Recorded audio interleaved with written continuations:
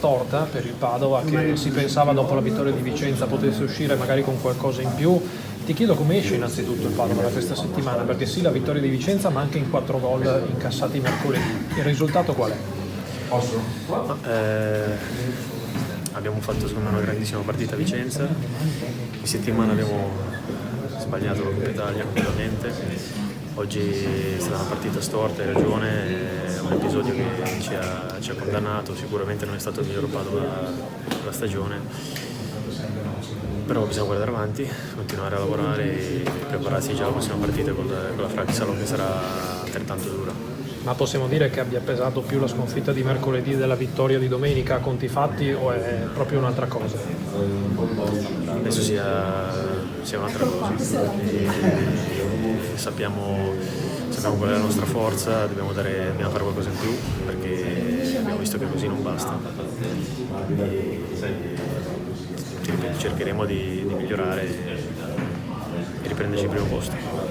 Ecco, cos'è che non è andato oggi? Perché poi, al di là di quello che diceva il mister, si è corso forse un po' male nonostante si sia corso tanto, è sembrato un Padova senza grosse idee, sia con 2 attaccanti di profondità, poi con 2 attaccanti diversi che sono entrati nel secondo tempo. Avete fatto proprio fatica a costruire dalla 3 quarti in su, come mai?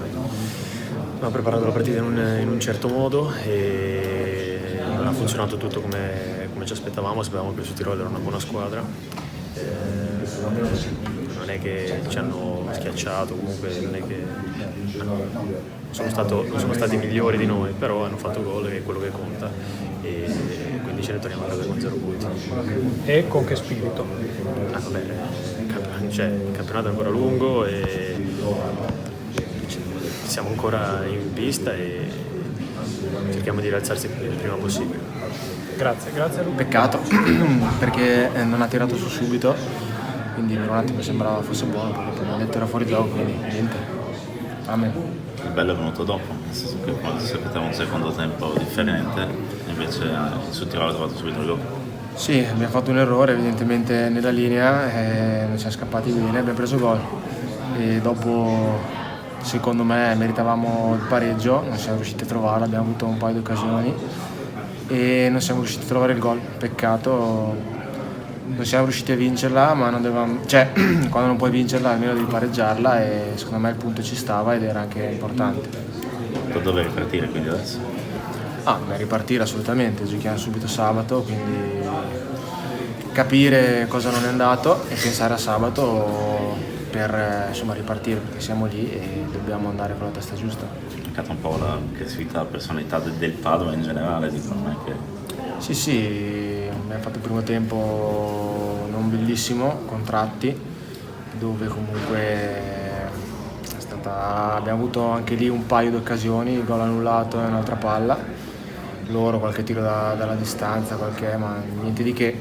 Ripeto, poi abbiamo preso un brutto gol secondo me e alla fine abbiamo cercato di farlo, loro si sono messi tutti dietro e non si è riusciti. Peccato, perché secondo me il pareggio era giusto ed era, come ho detto prima, un punto importante.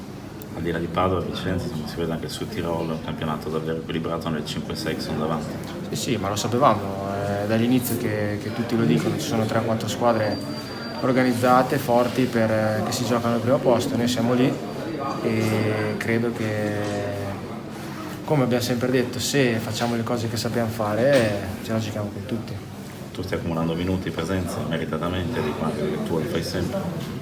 Sì, sono contento, ma non basta quello che faccio io, quello che fanno i miei compagni, bisogna sempre dare qualcosa in più, soprattutto in queste partite, in questi momenti e in questo periodo, per cercare di far punti, perché ora contano e bisogna cercare di farne il più possibile.